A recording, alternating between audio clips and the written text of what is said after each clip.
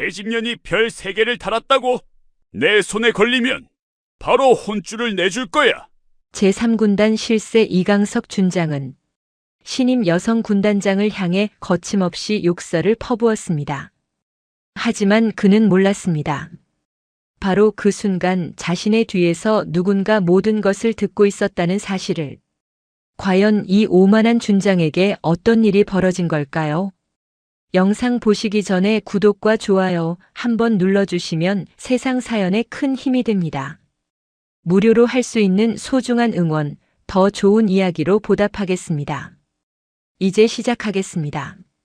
경기도 용인시 처인구에 위치한 대한민국 육군 제3군단 사령부는 수도권 방어를 책임지는 핵심 전투부대였다.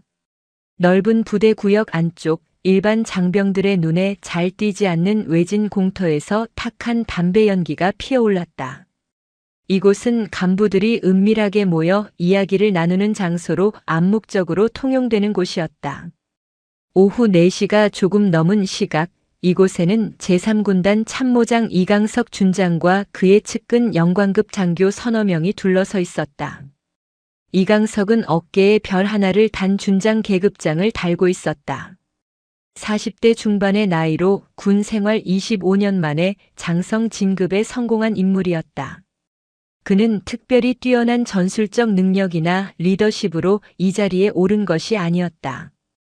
육군본부의 고위 장성들과 맺은 끈끈한 인맥, 그리고 적절한 시기에 바친 충성의 대가로 별 하나를 받았다고 군 내부에서는 공공연하게 속삭여졌다. 그런 그가 군단 참모장이라는 사실상 군단에서 군단장 다음 가는 실권자 자리를 차지하고 있었다.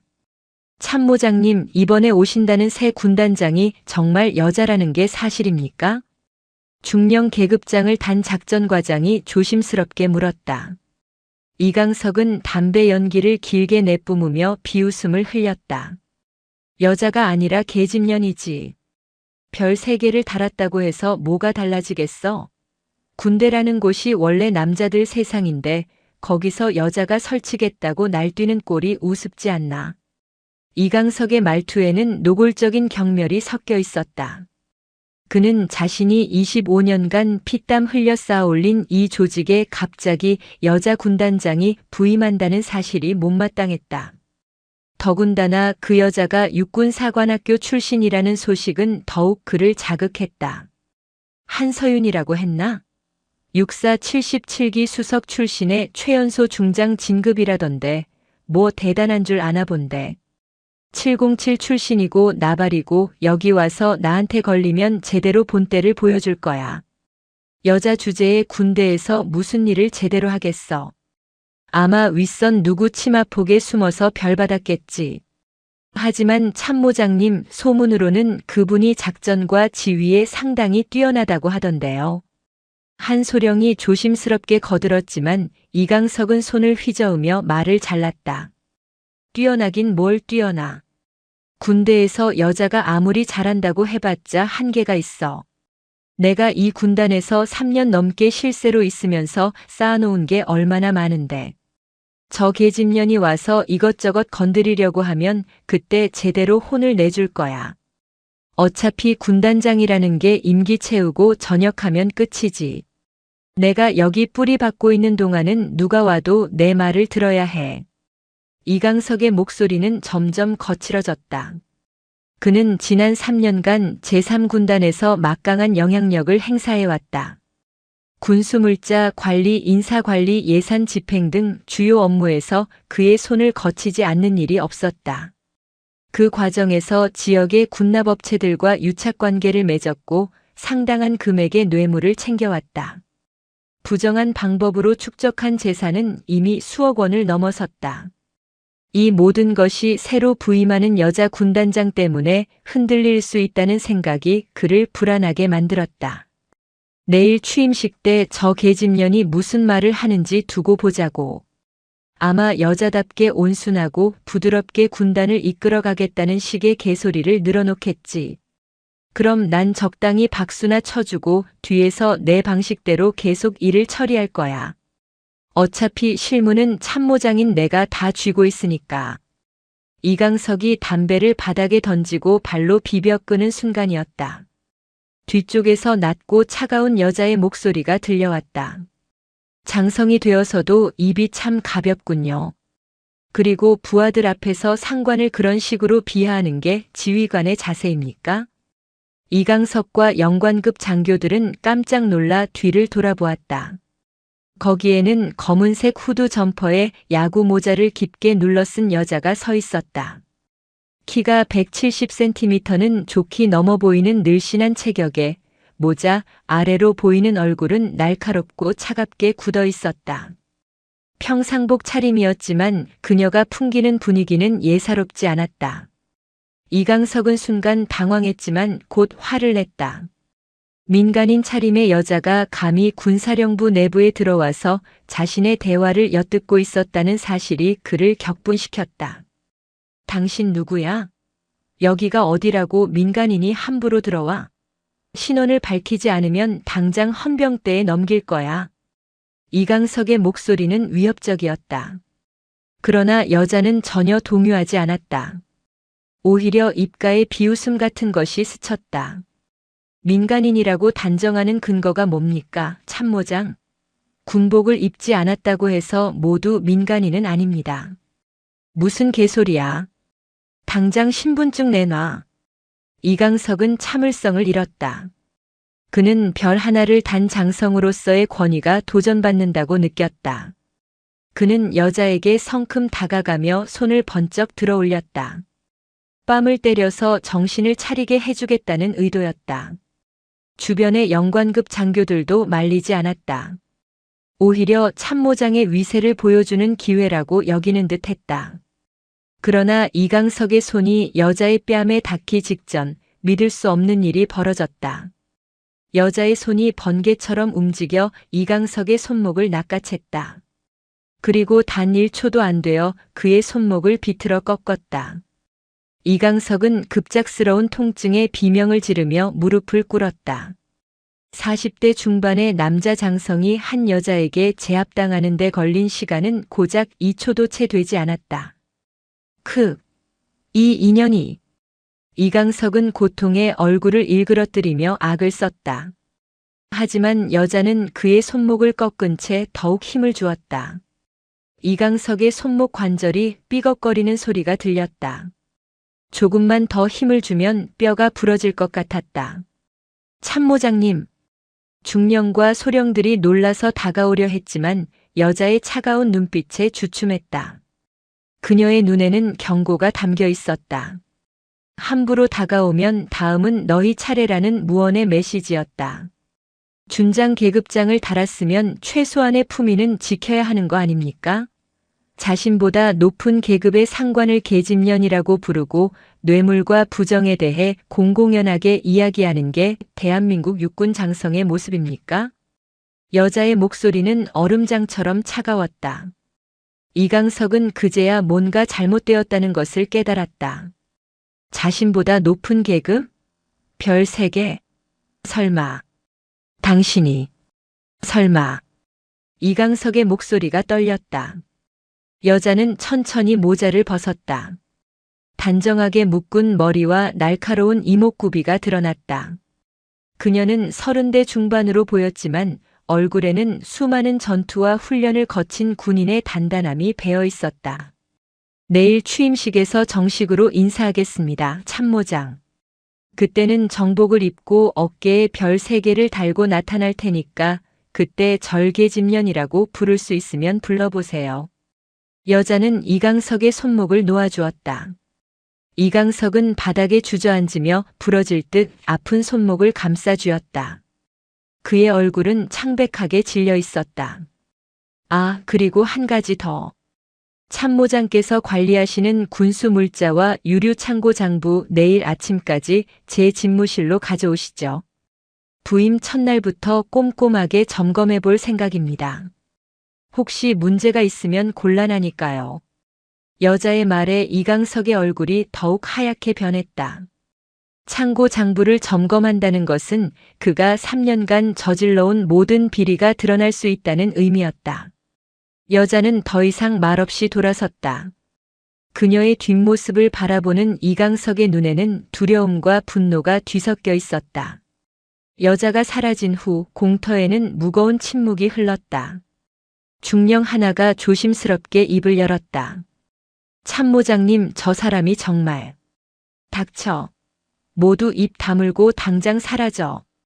이강석은 고함을 질렀다. 그의 손목은 이미 붉게 부어오르고 있었다. 하지만 육체적 고통보다 더 큰 것은 정신적 충격이었다. 자신이 그토록 얕잡아 보고 조롱했던 여자 군단장이 이렇게 강력한 인물일 줄은 상상도 못했다. 더 심각한 것은 그녀가 이미 자신의 비리에 대해 의심하고 있다는 점이었다. 이강석은 떨리는 손으로 휴대전화를 꺼냈다. 그는 육군본부의 고위 장성에게 전화를 걸어야 했다. 별 4개를 단 송철호 대장, 그가 자신의 유일한 뒷배였다. 하지만 전화를 걸기 직전 그는 멈칫했다. 만약 한서윤 중장이 이미 증거를 확보한 상태라면, 만약 그녀가 육군본부와도 연결되어 있다면, 이강석의 머릿속은 복잡하게 돌아갔다. 그는 겨우 3년 전까지만 해도 대령이었다. 준장으로 진급한 것도 송철호 대장의 도움 덕분이었다. 그 대가로 그는 제3군단에서 벌어들인 뇌물의 일부를 송 대장에게 상납해왔다. 이 고리가 끊어지면 자신뿐만 아니라 송 대장까지 위험해질 수 있었다. 저녁 무렵 이강석은 자신의 관사로 돌아와 소파에 털썩 주저앉았다. 손목은 계속 욱신거렸지만 병원에 갈 수는 없었다. 만약 군 병원에 가서 손목 부상을 치료받는다면 기록이 남을 것이고 어떻게 다쳤는지 설명해야 할 것이다. 상관인 여자 군단장에게 제압당했다는 사실을 어떻게 설명할 것인가? 그는 냉장고에서 얼음을 꺼내 손목에 대고 이를 악물었다. 내일 취임식이 열리면 모든 것이 명확해질 것이다. 한서윤 중장이 정식으로 제3군단장으로 부임하는 순간 그녀는 이곳의 최고 지휘관이 된다. 중장과 준장, 별 3개와 별 1. 계급상으로는 비교조차 할 수 없는 차이였다. 이강석은 창밖을 바라보았다. 제3군단 사령부의 불빛들이 어둠 속에서 반짝이고 있었다. 저 불빛 하나하나가 자신이 3년간 지배해온 영역이었다. 하지만 내일부터는 모든 것이 달라질 것이다. 그는 주먹을 불끈 쥐었다. 아직 끝난 게 아니었다. 송철호 대장이라는 카드가 남아있었다. 그리고 군 내부의 남성 중심 문화도 그의 편이었다. 여자 군단장이 아무리 능력이 뛰어나도 남자들로 가득한 이 조직에서 완벽하게 장악하는 것은 불가능할 것이라고 그는 스스로를 설득했다. 하지만 그의 손목은 계속 욱신거렸고 그 통증은 내일 벌어질 일에 대한 불길한 예감처럼 느껴졌다.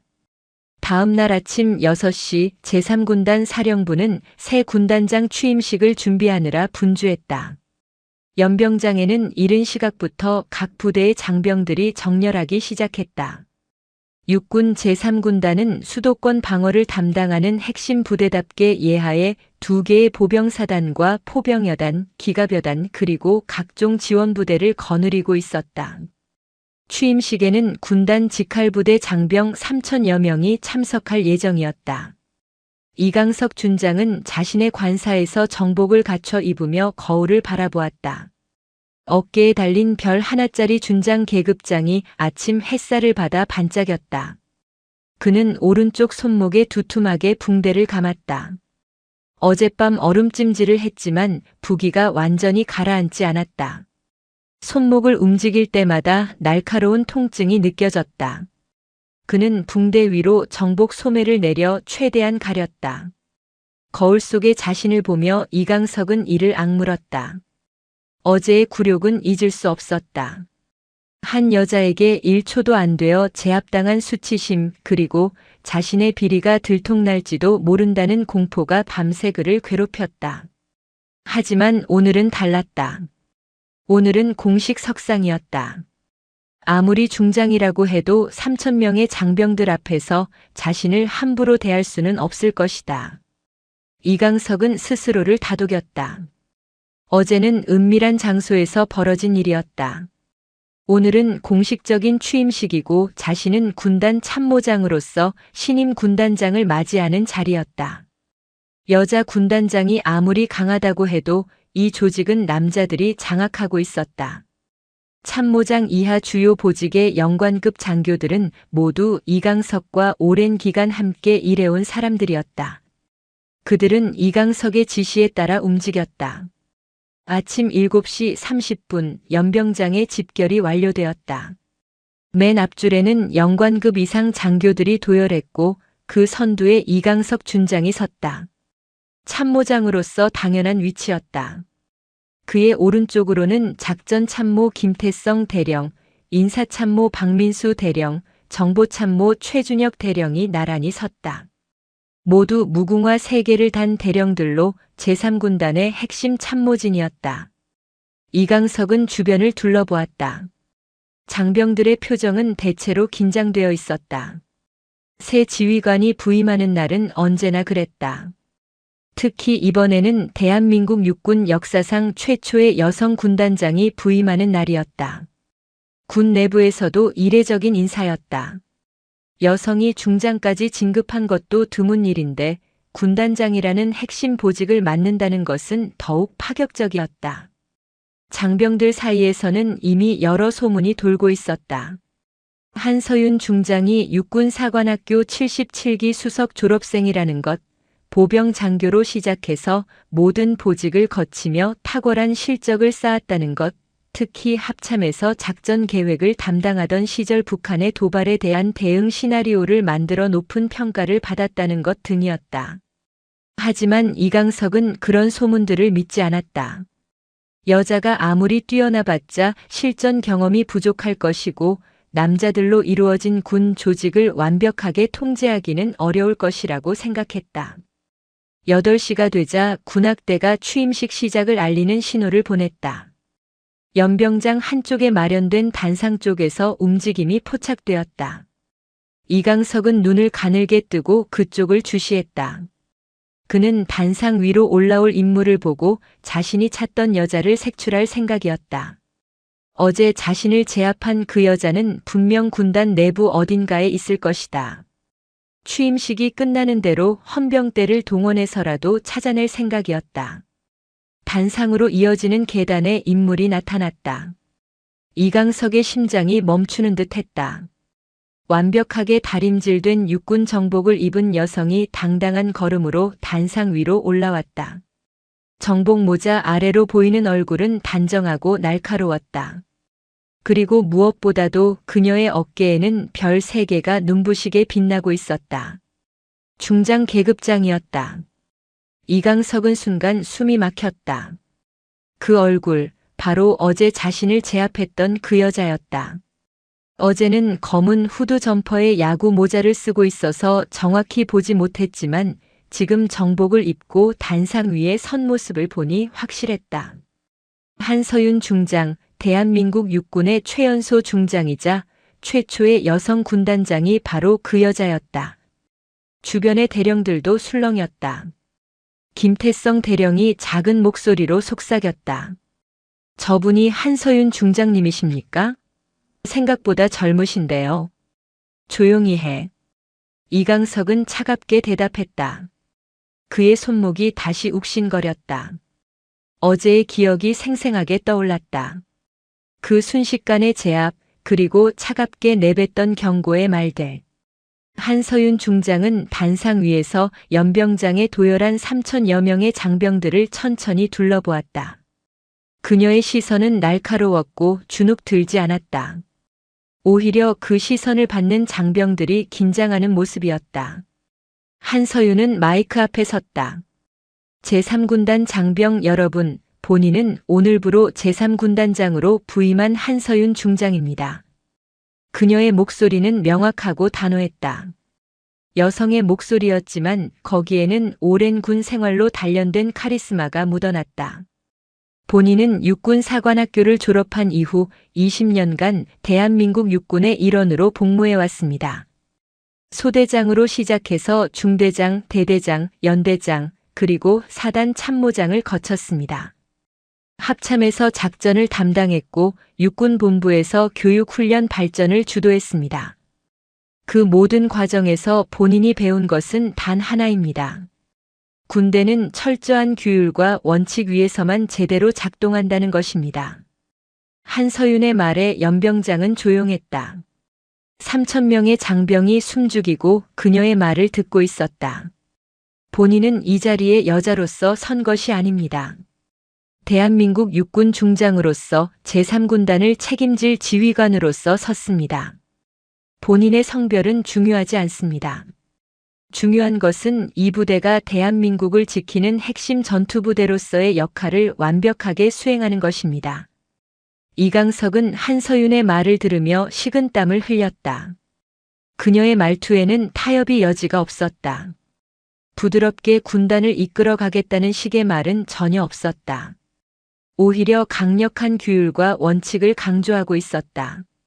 본인이 이 군단에 부임하면서 가장 먼저 확인한 것은 지휘 계통과 보고 체계입니다. 그리고 놀라운 사실을 발견했습니다. 일부 보고서들이 조작되어 있었고 일부 물자 관리 장부가 불일치했으며 일부 인사 기록이 누락되어 있었습니다. 한서윤의 말에 연병장 분위기가 변했다. 장병들 사이에서 웅성거림이 일었다. 이강석의 얼굴이 창백해졌다. 그녀가 이미 조사를 시작했다는 의미였다. 군대에는 썩은 부분이 있어서는 안 됩니다. 특히 지휘부가 썩으면 전체가 무너집니다. 본인은 이 자리에서 명확하게 선언합니다. 제3군단에서 군기를 망각하고 사리사욕을 채우며 썩은 냄새를 풍기는 자들에게는 자비가 없을 것입니다. 계급이 높든 낮든 보직이 중요하든 그렇지 않든 원칙을 어긴 자는 반드시 책임을 지게 될 것입니다.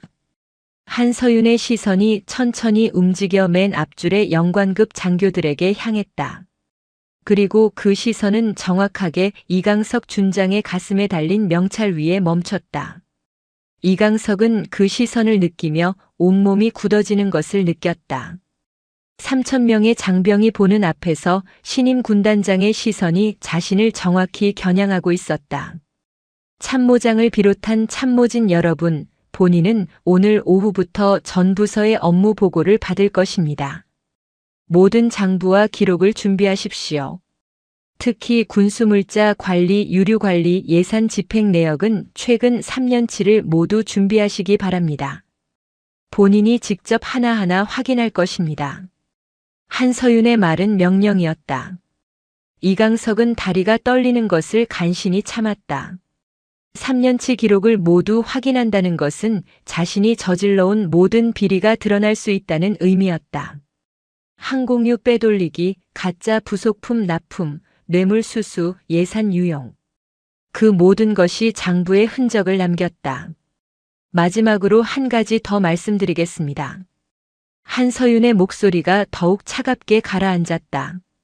본인은 여자라는 이유로 이 자리에 오지 않았습니다. 능력으로 왔습니다. 그리고 여자라는 이유로 얕잡아 보는 사람이 있다면 그것은 큰 실수가 될 것입니다. 본인은 육군사관학교에서 체력, 사격, 전술 모든 분야에서 최상위 성적을 기록했습니다. 특수전 교육도 이수했고 근접전투 교관 자격도 보유하고 있습니다. 본인을 시험해보고 싶은 사람이 있다면 언제든 도전하십시오. 단 그 결과에 대해서는 책임지셔야 할 것입니다. 한서윤의 말이 끝나자 연병장은 정적에 휩싸였다. 이것은 취임사라기보다는 전쟁 선포에 가까웠다. 그녀는 부드럽게 군단을 이끌어갈 생각이 전혀 없었다. 강력한 통제와 규율로 군단을 장악하겠다는 의지를 명확하게 드러냈다. 이상으로 취임사를 마치겠습니다. 제3군단 장병 여러분, 우리는 대한민국을 지키는 방패입니다. 그 사명을 완수하기 위해 함께 노력합시다. 경례. 한서윤이 거수 경례를 올렸다. 연병장의 3,000명 장병이 일제히 경례로 화답했다. 그 순간 이강석은 자신의 운명이 이미 결정되었다는 것을 깨달았다. 한서윤 중장은 단순히 여자 군단장이 아니었다. 그녀는 완벽하게 준비된 사냥꾼이었고 이강석은 그녀의 표적이 되어 있었다. 취임식이 끝나고 장병들이 해산하기 시작했다. 이강석은 자리에서 움직이지 못했다. 다리에 힘이 들어가지 않았다. 김태성 대령이 다가와 작은 목소리로 물었다. 참모장님 괜찮으십니까? 괜찮을 리가 있나? 이강석은 쓴웃음을 지었다. 그의 손목은 여전히 욱신거렸고 그의 미래는 어두웠다. 오후 2시 한서윤 중장은 군단장 집무실에서 첫 업무 보고를 받기 시작했다. 집무실은 넓고 깔끔했지만 한서윤은 실내 장식이나 가구 배치에는 관심이 없었다. 그녀의 눈은 책상 위에 쌓인 보고서와 장부들에만 집중되어 있었다. 맨 처음 호출된 사람은 이강석 준장이었다. 이강석은 서류 가방을 들고 집무실 문을 두드렸다. 그의 손목은 여전히 붕대로 감겨 있었고 얼굴에는 피로와 긴장이 역력했다. 밤새 잠을 제대로 자지 못한 흔적이었다. 들어오십시오. 한서윤의 목소리가 들렸다. 이강석은 문을 열고 들어섰다. 한서윤은 정복 차림으로 책상 뒤에 앉아 있었다. 어깨에 별 3개가 형광등 불빛을 받아 빛났다. 그녀는 이강석을 보며 의자를 가리켰다. 앉으십시오, 참모장. 준비하신 자료부터 보겠습니다. 이강석은 가방에서 서류철 여러 개를 꺼내 책상 위에 올려놓았다. 군수물자 관리장부 유류 출고 기록, 예산 집행 내역 등이었다. 하지만 그것들은 모두 조작된 자료였다. 이강석은 지난 3년간 쌓아온 비리의 흔적을 최대한 지우고 가짜 기록으로 덮어놓았다. 밤새 측근들과 함께 장부를 수정하고 영수증을 위조했다. 한서윤은 첫 번째 서류철을 펼쳤다. 그것은 작년 1년간의 항공유 출고 기록이었다. 그녀는 숫자들을 훑어보며 입을 열었다. 작년 3월에 항공유 2만 리터가 출고되었다고 기록되어 있습니다. 용도는 군단 항공대 헬기 운용이라고 되어 있는데 항공대에서 받은 실제 수령 확인서는 어디 있습니까? 이강석의 얼굴이 굳었다. 그는 예상하지 못한 질문에 당황했다. 그것은 항공대 쪽에서 보관하고 있을 것입니다. 이상하군요. 본인이 오늘 아침 항공대에 확인한 바로는 작년 3월에 수령한 항공유는 1만 5천 리터였습니다. 5천 리터의 차이가 나는데 이것은 어떻게 설명하시겠습니까? 한서윤의 목소리는 차갑고 정확했다. 이강석은 식은땀이 등을 타고 흐르는 것을 느꼈다. 그녀가 이미 항공대를 조사했다는 것은 예상 밖이었다. 부임 첫날 아침에 벌써 그런 확인까지 마쳤다는 말인가? 그것은 아마 기록상의 오류일 것입니다. 제가 다시 확인해 보겠습니다. 기록상의 오류라고요? 참모장, 군물자 관리에서 5천 리터의 차이는 단순한 오류가 아닙니다. 그것은 범죄입니다. 한서윤은 서류철을 덮고 이강석을 똑바로 쳐다보았다. 그녀의 눈빛은 날카로웠다. 본인은 이미 지난 3년간의 유류 출고 기록을 전부 분석했습니다. 그리고 용인 지역의 군납 업체들과 참모장의 금융거래 내역도 입수했습니다. 증거는 충분합니다. 참모장께서 군납업체 대표 장민호와 결탁하여 항공유를 빼돌리고 그 대가로 뇌물을 받은 것을 본인은 알고 있습니다. 이강석의 얼굴이 하얗게 질렸다. 장민호는 용인에서 군물자 납품을 전문으로 하는 업체의 대표였다. 이강석은 3년 전부터 그와 손을 잡고 체계적으로 부정을 저질러왔다. 항공유를 빼돌리는 것뿐만 아니라 가짜 부속품을 정품으로 속여 납품받고 그 차액을 나눠 가졌다. 지금까지 챙긴 돈은 6억 원이 넘었다. 군단장님, 그것은 오해이십니다. 저는 오해가 아닙니다. 한서윤은 서랍에서 또 다른 서류철을 꺼냈다. 그것을 책상 위에 펼치자 거기에는 이강석의 비자금 계좌 내역이 상세하게 인쇄되어 있었다. 입금 날짜, 금액, 송금인 정보까지 모두 적혀 있었다. 참모장의 차명 계좌로 지난 3년간 총 6억 2천만 원이 입금되었습니다. 그중 4억 원은 장민호의 회사 계좌에서 나왔고 나머지는 다른 군납업체들에서 나왔습니다. 이것을 어떻게 설명하시겠습니까? 이강석은 말문이 막혔다. 한서윤이 입수한 증거는 결정적이었다. 그는 차명 계좌를 만들 때 충분히 조심했다고 생각했다. 하지만 한서윤은 불과 이틀 만에 그 모든 것을 파헤쳤다. 군단장님, 제게 해명할 기회를 주십시오. 저는 해명은 군 검찰에 가서 하십시오. 본인은 오늘 오후 5시에 국방부 조사본부에 이 증거들을 제출할 것입니다. 그리고 참모장에 대한 직위 해제를 건의할 것입니다.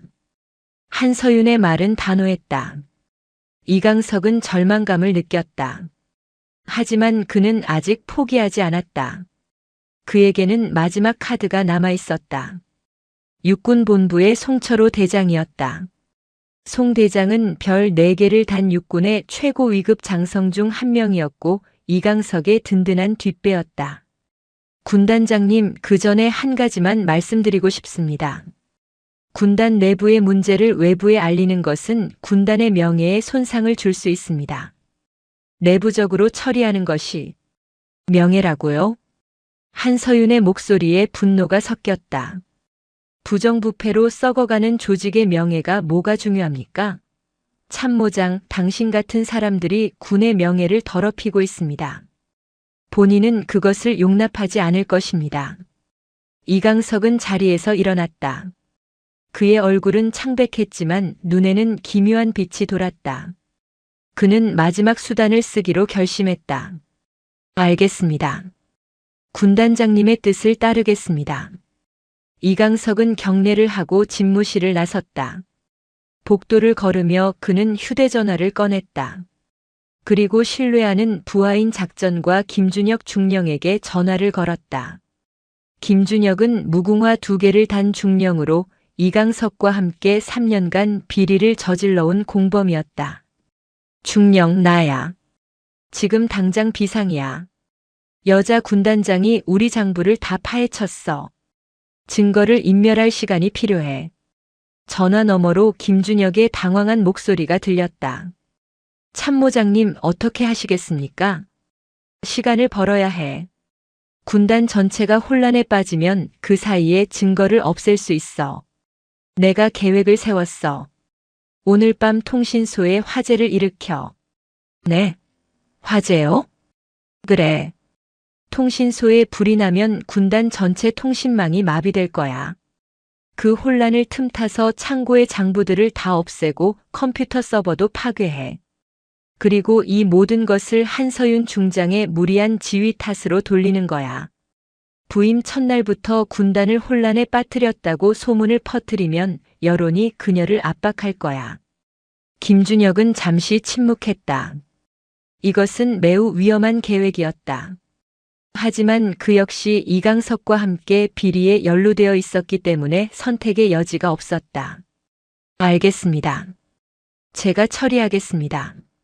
좋아. 오늘 밤 11시에 통신소 근처에서 만나자. 그리고 이 일은 절대 다른 사람에게 알리지 마. 이강석은 전화를 끊고 자신의 집무실로 돌아왔다. 그는 책상 앞에 앉아 담배에 불을 붙였다. 연기를 깊게 들이마시며 그는 생각에 잠겼다. 한서윤 중장이 아무리 똑똑하고 준비되어 있어도 자신에게는 아직 방법이 있었다. 화재로 혼란을 만들고 그 책임을 한서윤에게 떠넘기는 것. 그리고 송철호 대장을 통해 육군본부에서 압력을 넣으면 한서윤도 어쩔 수 없을 것이다. 이강석은 또 다른 전화를 걸었다. 이번에는 송철호 대장의 개인 전화였다. 송 대장은 육군본부에서 인사를 담당하는 고위 장성이었고 이강석에게 준장 진급과 군단 참모장 보직을 안겨준 은인이었다.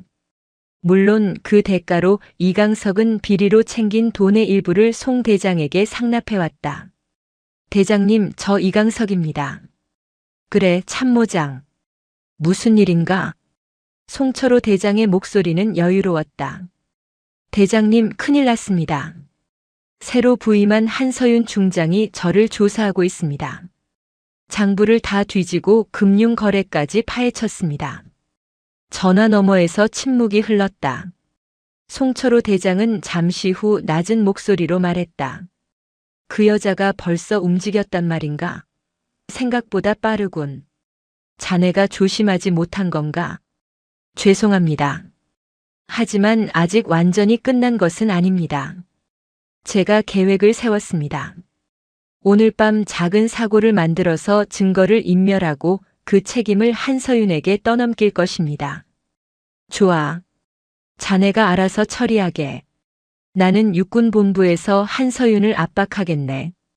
여자가 군단장이 되는 것부터가 무리였어. 이번 기회에 그녀의 능력 부족을 드러내면 본부에서도 제고하게 될 거야. 감사합니다, 대장님. 이강석은 전화를 끊고 안도의 한숨을 내쉬었다. 송철호 대장이 움직여주면 상황은 달라질 것이다. 한서윤이 아무리 중장이라고 해도 육군 본부의 대장급 장성을 당해낼 수는 없을 것이다. 게다가 군 내부에는 여전히 여성 지휘관에 대한 편견이 깔려 있었다. 이강석은 그 편견을 이용할 생각이었다. 그는 부하들을 불러 모았다. 김준혁 중령을 비롯해 자신과 가까운 영관급 장교 5명이 집무실에 모였다. 이강석은 그들에게 말했다. 오늘 밤부터 우리는 반격을 시작한다. 한서윤 중장은 여자라는 약점이 있어. 군단을 제대로 통제하지 못하고 혼란만 야기한다는 이미지를 만들 거야. 그리고 군단 내부에 소문을 퍼뜨려. 여자 군단장이 부임하자마자 군단이 엉망이 되었다고. 장병들 사이에 불만이 쌓이면 한서윤도 버티지 못할 거야. 장교들은 고개를 끄덕였다. 그들 모두 이강석의 비리에 직간접적으로 연루되어 있었고 한서윤의 조사가 확대되면 자신들도 위험해질 수 있었다. 그들에게는 이강석을 지키는 것이 곧 자신들을 지키는 것이었다. 하지만 그들이 모르는 것이 있었다. 한서윤 중장은 이미 이강석의 움직임을 예상하고 있었다는 것. 그리고 그녀는 이미 다음 수를 준비해 놓았다는 것이었다. 밤 10시 30분 제3군단 사령부는 취침 시간에 접어들었다. 대부분의 장병들은 막사에서 휴식을 취하고 있었고 당직 근무자들만이 각 초소와 시설을 지키고 있었다. 군단 통신소는 사령부 건물에서 200m 정도 떨어진 독립 건물이었다. 3층짜리 콘크리트 건물로 군단의 모든 통신망을 관리하는 핵심 시설이었다. 이곳에는 통신 장비와 서버 그리고 각종 암호화 장치들이 설치되어 있었다. 김준혁 중령은 통신소 뒤편 어두운 곳에 서서 건물을 바라보았다. 그의 손에는 작은 가방이 들려 있었고 가방 안에는 인화성 물질과 시안 장치가 들어 있었다. 그는 20년 군 생활 동안 이런 일을 해본 적이 없었다. 하지만 지금은 선택의 여지가 없었다. 이강석 준장이 무너지면 자신도 함께 무너진다. 그는 이강석과 함께 3년간 비리를 저질러 왔고 그 대가로 상당한 금액을 챙겼다.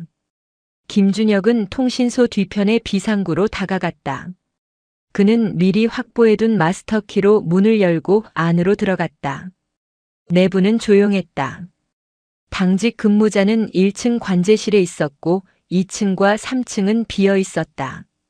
김준혁은 2층으로 올라가 전선이 밀집된 배전실로 들어갔다.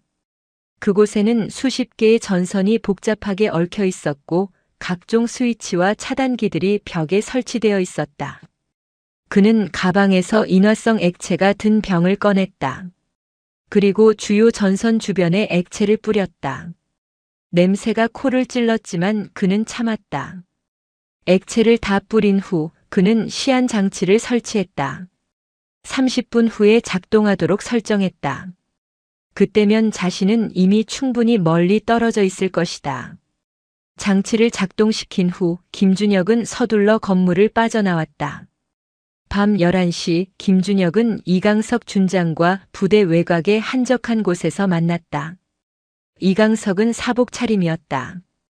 그의 오른쪽 손목에는 여전히 붕대가 감겨 있었다. 일은 처리했나?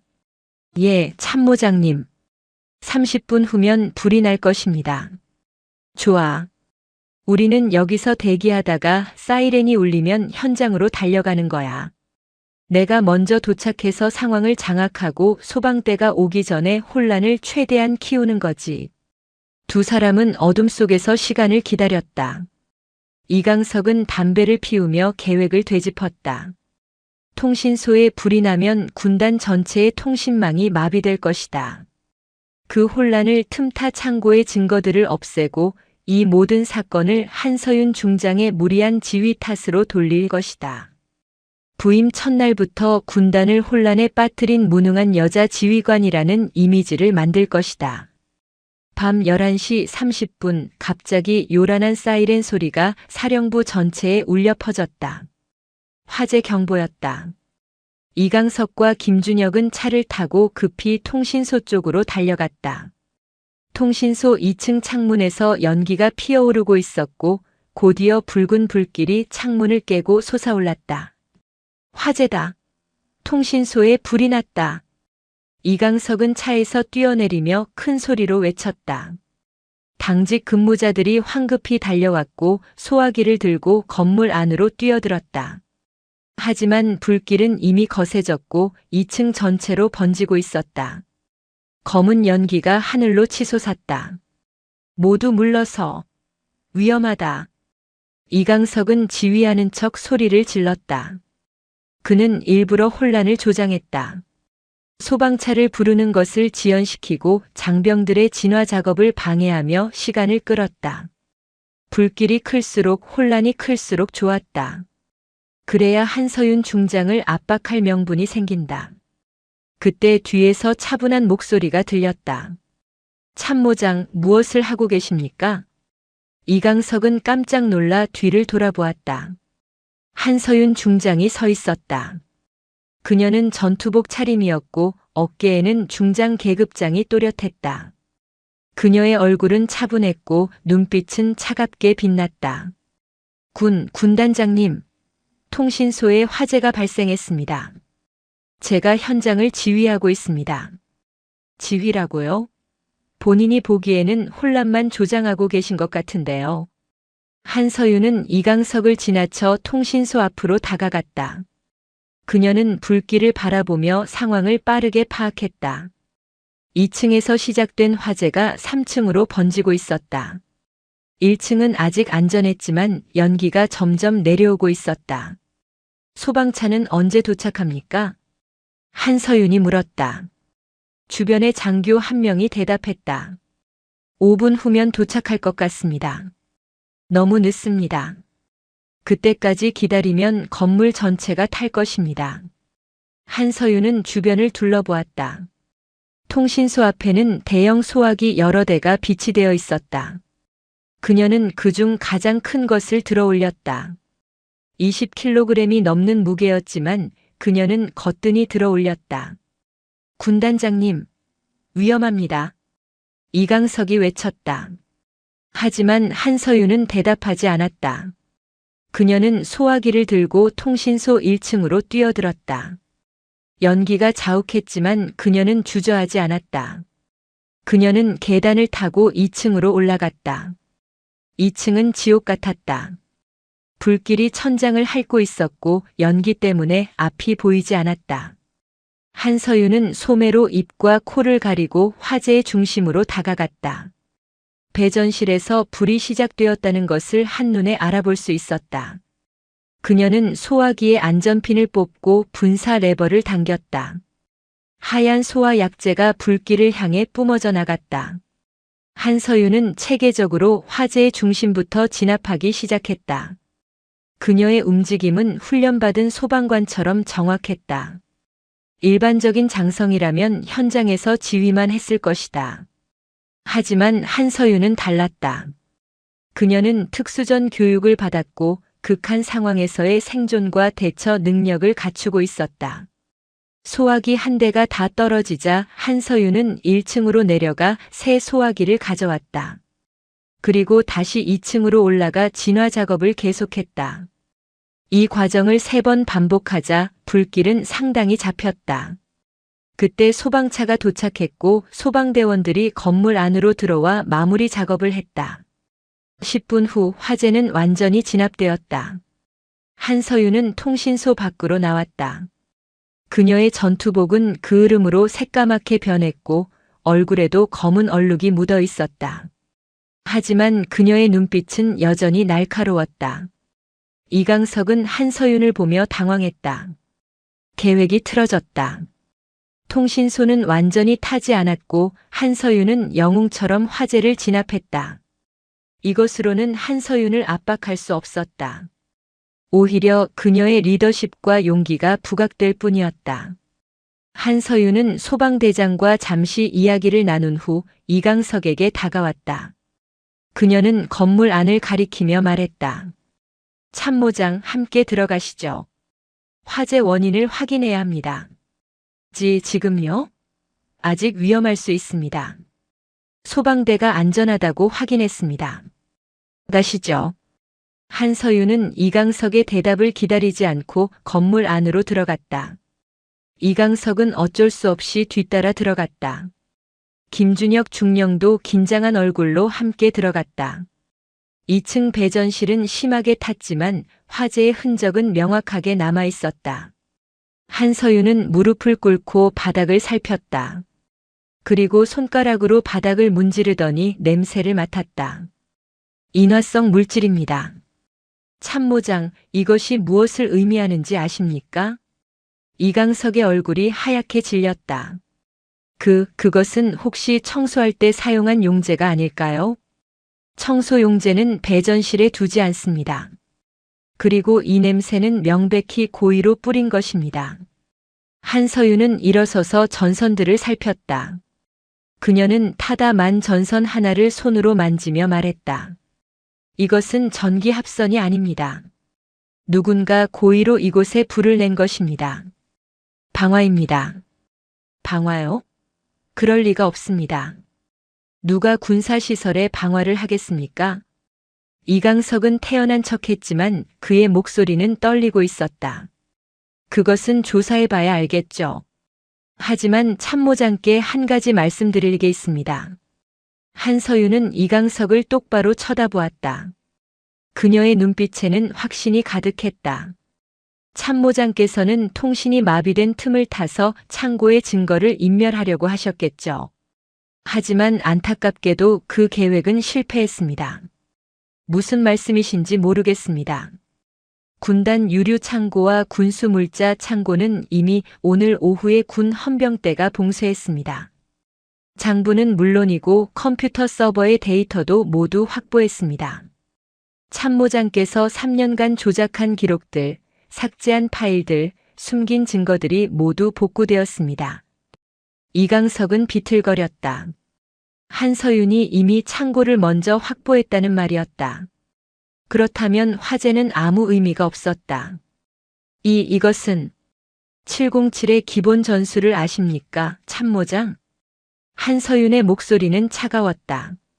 적의 시선이 한쪽으로 쏠렸을 때 반대편을 친다. 참모장께서는 화재로 본인의 주의를 분산시키려 했겠죠.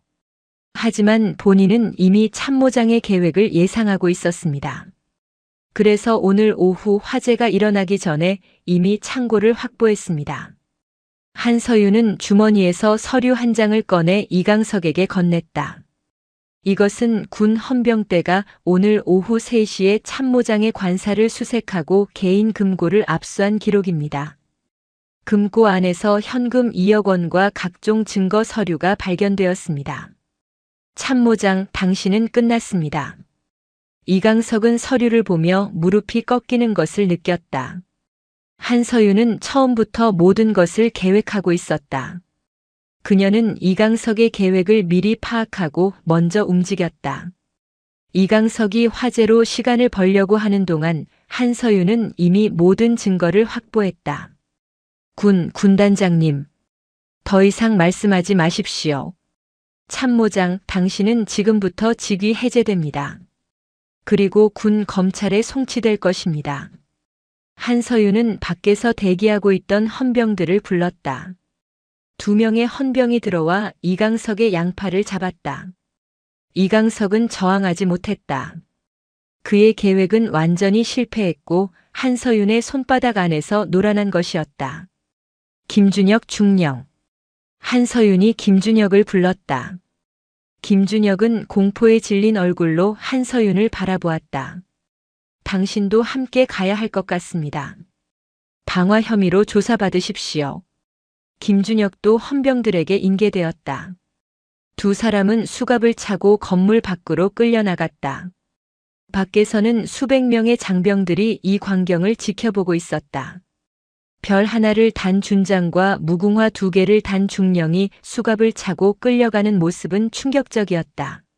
한서윤은 통신소 앞에 선 채 장병들을 바라보았다. 그녀는 큰 목소리로 말했다.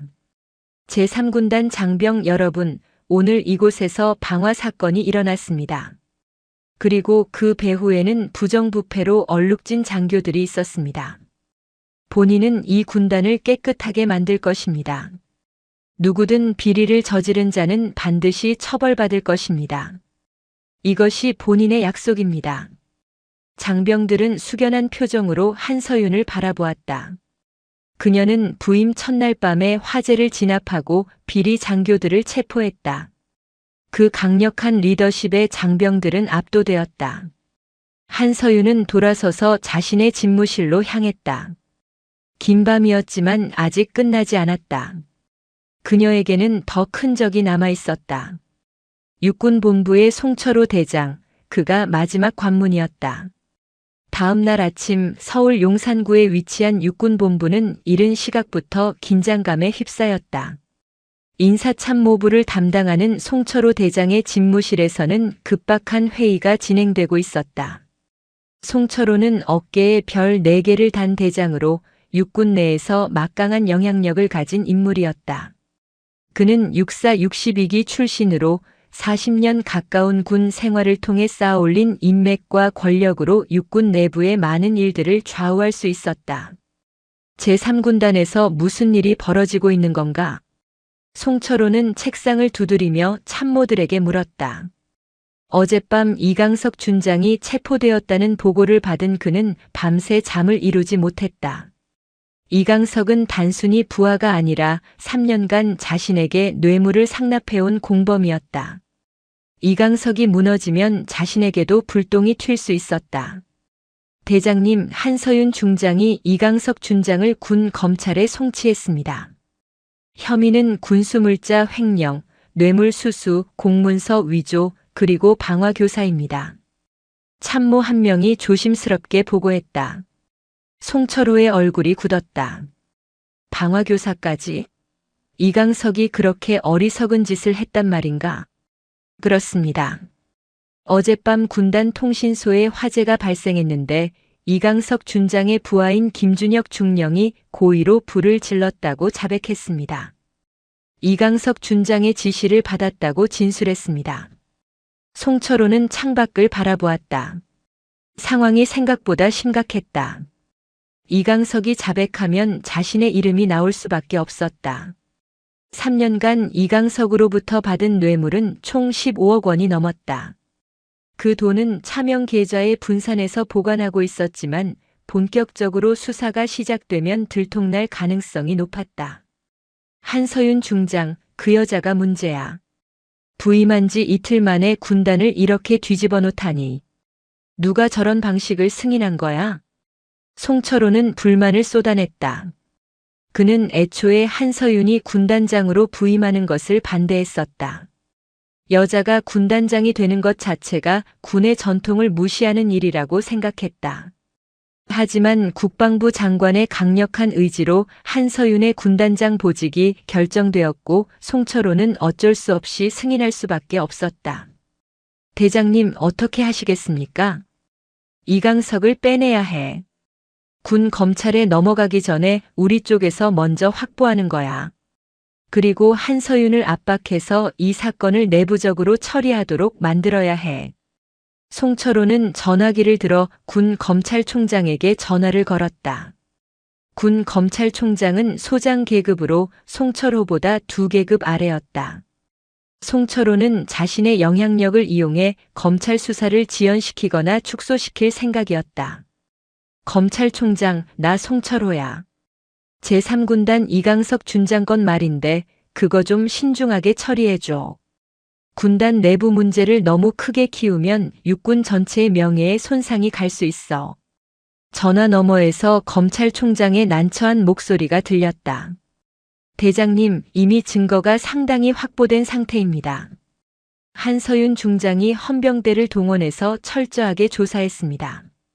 이것을 묻기는 어려울 것 같습니다. 그래도 방법은 있을 거 아냐. 수사를 천천히 진행하든지 아니면. 송철호의 말이 끝나기도 전에 집무실 문이 열렸다. 그의 비서가 급하게 들어왔다. 대장님, 큰일 났습니다. 뭔데 그래? 한서윤 중장이 국방부 조사본부에 송 대장님과 이강석 준장 사이의 금융거래 내역을 제출했습니다. 그리고 언론사에도 동시에 제보했습니다. 송철호의 얼굴이 창백하게 변했다. 전화기 너머의 검찰총장도 놀란 목소리로 물었다. 대장님, 지금 뭐라고 한 겁니까? 송철호는 전화를 끊어버렸다. 그는 비서에게 다가가 소리쳤다. 지금 뭐라고 했어? 한서윤이 언론사에 제보했다고. 네, 대장님. 이미 주요 언론사들이 기사를 준비하고 있다고 합니다. 오늘 오후 뉴스에 나갈 예정입니다. 송철호는 비틀거리며 의자에 주저앉았다. 한서윤이 조사본부와 언론에 동시에 터뜨렸다는 것은 철저하게 계산된 움직임이었다. 조사본부만 알면 내부적으로 무마할 여지가 있지만 언론에까지 흘러나가면 상황을 통제할 수 없었다. 여론의 압박 속에서 수사는 빠르고 철저하게 진행될 것이다. 한서윤, 그 계집애가. 송철호는 이를 갈았다. 하지만 그에게는 아직 마지막 카드가 남아 있었다. 그는 육군 참모총장에게 직접 전화를 걸었다. 참모총장은 별 4개를 단 대장으로 육군의 최고 지휘관이었다. 송철호와 참모총장은 육사 동기였고 오랜 친분이 있었다. 총장, 나야. 긴급한 일이 생겼어. 한서윤 중장이 선을 넘었어. 그 여자가 육군 장성에 대한 조사를 언론에 흘렸어. 이것은 지휘 계통을 무시하는 행위야. 전화 너머에서 참모총장의 침착한 목소리가 들렸다. 송철호, 자네가 정말로 결백한가? 만약 자네가 비리에 연루되어 있다면 나도 어쩔 수 없네. 총장, 우리가 몇 년을 함께 일했는데 날 믿지 못하나? 믿고 싶지만 증거가 나온다면 다른 문제지. 일단 상황을 지켜보세. 조사본부에서 연락이 오면 자네는 협조해야 할 거야. 전화가 끊어졌다. 송철호는 참모총장마저 자신을 포기했다는 것을 깨달았다. 그는 책상 위에 서류들을 쓸어버렸다. 40년 군 생활이 하루아침에 무너지고 있었다. 그 시각 용인의 제3군단 사령부에서는 한서윤 중장이 차분하게 다음 수를 준비하고 있었다. 그녀의 집무실 책상 위에는 송철호 대장과 이강석 준장 사이의 모든 거래 기록이 정리되어 있었다. 통화 녹음 파일, 계좌 이체 내역, 만남의 기록, 그리고 이강석이 작성한 뇌물 장부까지. 한서윤은 이 모든 것을 이틀 만에 확보했다. 군단장님, 육군본부에서 헌병대가 출동했다는 정보가 있습니다. 인사참모 박민수 대령이 급히 보고했다. 박민수는 무궁화 3개를 단 대령으로 이강석의 비리에는 연루되지 않은 깨끗한 장교였다. 한서윤은 그를 신임하고 있었다. 목적지는 제3군단입니다. 아마도 이강석 준장을 데려가려는 것 같습니다. 한서윤은 예상했다는 듯 고개를 끄덕였다. 송철호 대장이 마지막 발악을 하는군요. 이강석을 육군본부로 옮겨서 증거를 인멸하거나 입을 막으려는 것입니다. 어떻게 하시겠습니까? 막아야죠. 이강석은 제3군단 소속 장교이고 범죄 현장도 여기입니다. 육군본부가 관할권을 주장할 근거가 없습니다. 한서윤은 자리에서 일어나 정복 상의를 걸쳤다. 그녀는 헬멧을 들고 집무실을 나섰다. 박민수 대령이 뒤따랐다. 군단장님, 혹시 무력 충돌이 일어나면 어떻게 하십니까? 충돌은 일어나지 않을 겁니다. 본인은 법과 원칙에 따라 움직이고 있습니다. 그들이 먼저 원칙을 어기지 않는 한 충돌은 없습니다. 한서윤은 군단 차량 부대로 향했다. 그곳에는 K-200 장갑차 여러 대가 대기하고 있었다. 한서윤은 선두 장갑차에 올라탔다. 박민수 대령과 몇 명의 영관급 장교들도 함께 탔다. 위병소로 출발합니다. 한서윤의 명령에 장갑차들이 엔진을 시동 걸었다. 중장이 직접 장갑차를 타고 움직인다는 것은 매우 이례적인 일이었다. 하지만 한서윤은 이 상황이 얼마나 중요한지 알고 있었다. 만약 이강석이 육군본부로 넘어가면 송철호 대장은 모든 증거를 인멸하고 사건을 무마시킬 것이다. 오후 3시 제3군단 위병소 앞에 육군본부 소속 헌병 차량 3대가 도착했다. 차에서 내린 헌병대장은 중령 계급장을 달고 있었다. 그는 위병소 근무자에게 신분증을 보이며 말했다. 육군본부 헌병대다. 이강석 준장을 이송하러 왔다. 즉시 인계하라. 위병소 근무장교는 당황했다. 그는 무전으로 상황실에 보고했다. 상황실에서는 즉시 한서윤 중장에게 연락했다. 군단장님, 육군본부 헌병대가 이강석 준장 인계를 요구하고 있습니다. 거부하십시오.